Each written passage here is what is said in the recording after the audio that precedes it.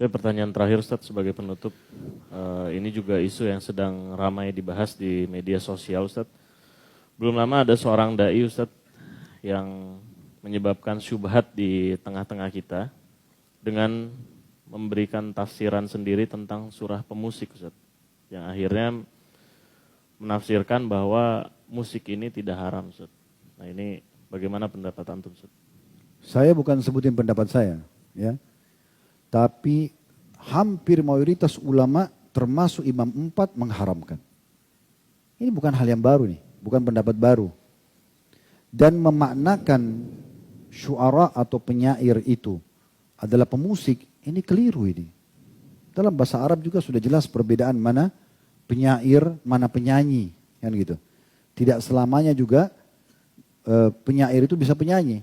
Apalagi di masa dulu, penyair itu memang cuma susun penyair syair saja, gitu kan. Bahkan dibedakan juga dalam istilah bahasa Arab penyair sama penyanyi itu sendiri. Ya, sampai hari ini dalam kosakata bahasa Arab berbeda. Kalau dalam masalah hal ini tentunya saya bukan mendapat pendapat baru ya, tapi insya Allah coba saya bacakan beberapa yang saya tahu berhubungan dengan masalah pendapat-pendapat ulama dalam masalah ini ya. Coba saya searchingkan dulu. Ya.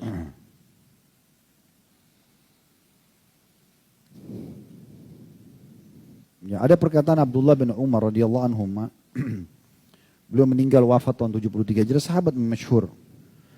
Beliau mengatakan, ya, pada saat melewati sekelompok orang, terjemahnya saja, melewati sekelompok orang yang sedang melakukan ihram, mau umrah, mau haji. Lalu kemudian di antara mereka ada seorang yang bernyanyi, sambil ihram, sambil dia bernyanyi. Maka kata Abdullah bin Umar kepada orang yang bernyanyi itu, ingatlah, aku berdoa kepada Allah, semoga doa-doamu tidak diterima. Abdullah bin Umar mendoakan si penyanyi itu supaya doanya tidak diterima. Ya. Begitu juga dengan Abdullah bin Abbas radhiyallahu anhu yang meninggal tahun 68 Hijriah. Beliau mengatakan seluruh alat-alat musik atau ma'azif hukumnya haram. Bahkan beliau mengatakan beduk, gendang dan sejenisnya juga serta seruling masuk dalam hukum haram. Ini perkataan sahabat, ya.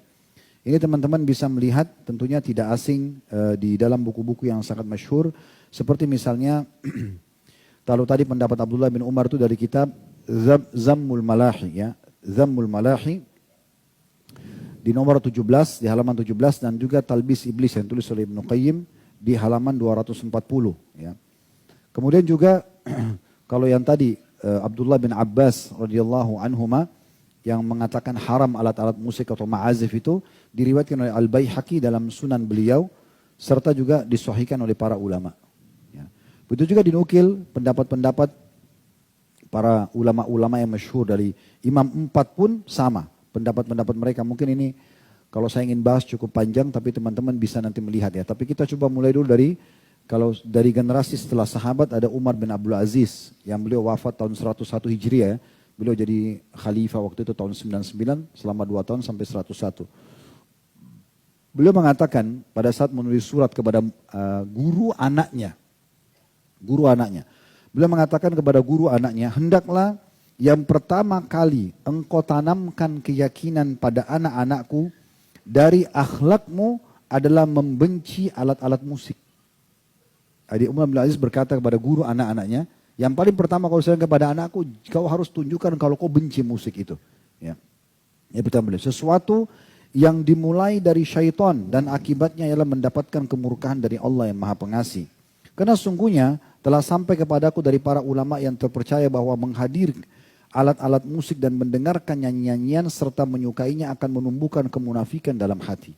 Ini perkataan Umar bin Abdul Aziz tahun 101 Hijriah meninggalnya. Kita sekarang 1445 Hijriah. Ini masih generasi awal, ya. Beliau mengatakan karena nyanyian serta menyukainya akan menumbuhkan kemunafikan dalam hati. Sebagaimana air menumbuhkan rumputan. Demi Allah sungguhnya menjaga hal itu dengan tidak mendatangi tempat-tempat tersebut lebih mudah bagi orang-orang yang berakal daripada bercokolnya kemunafikan dalam hati.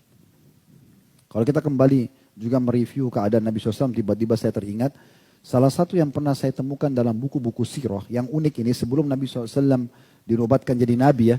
Waktu beliau masih mengembala domba, salah satu yang ditulis oleh ulama sirah itu, Nabi SAW diselamatkan dari segala macam pelanggaran agama, diantaranya mendengarkan musik dan menonton para penyanyi.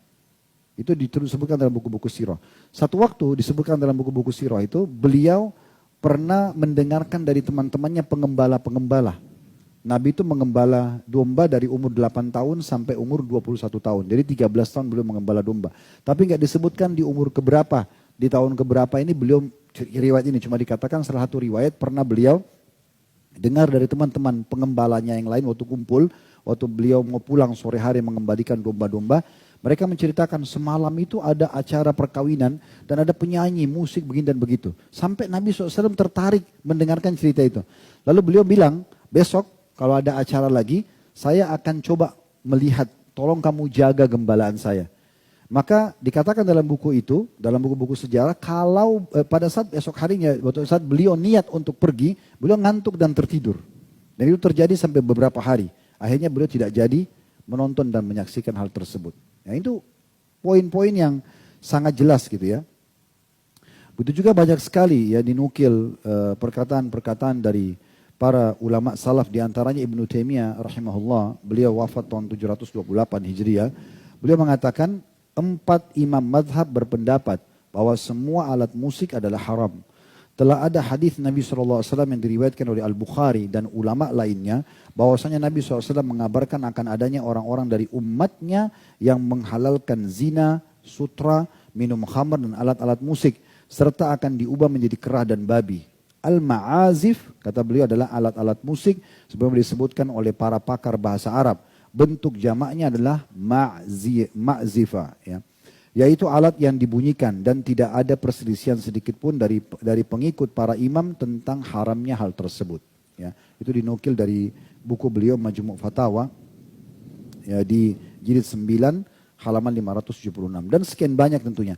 Kalau kita ingin nukil ini banyak sekali pendapat ulama berhubungan dengan masalah, antum tinggal ketik saja tentang pendapat ulama berhubungan dengan masalah musik. Ya.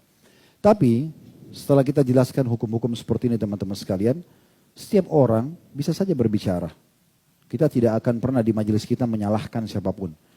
Kalau ada pendapat, karena ini ditanyakan tadi ya, kalau ada pendapat yang mengatakan begitu dan dia siap bertanggung jawab dengan Allah, itu hak dia. Silakan saja. Tapi kita juga punya hak untuk menjelaskan apa yang kita ketahui. Sebagaimana juga cukup banyak selalu dikatakan, oh majelis salaf, majelis wahabi itu tidak sukain dan itu. Kan ini pendapat. Dia berpendapat, silakan kita juga berpendapat, gitu kan? Dia tidak usah paksakan pendapat dia kepada kita, kita juga tidak bisa paksakan pendapat kita kepada dia. Tapi kita harus saling menghormati di sini. Yang penting siap bertanggung jawab di hadapan Allah Subhanahu wa taala. Tapi insya Allah hukum ini tidak asing, antum bisa searching di Google, cukup banyak tulisan artikel-artikel, ceramah-ceramah para ulama menjelaskan masalah ini. Dan ini bukan dari saya pribadi, karena ini hukum ini sudah sangat lama ya.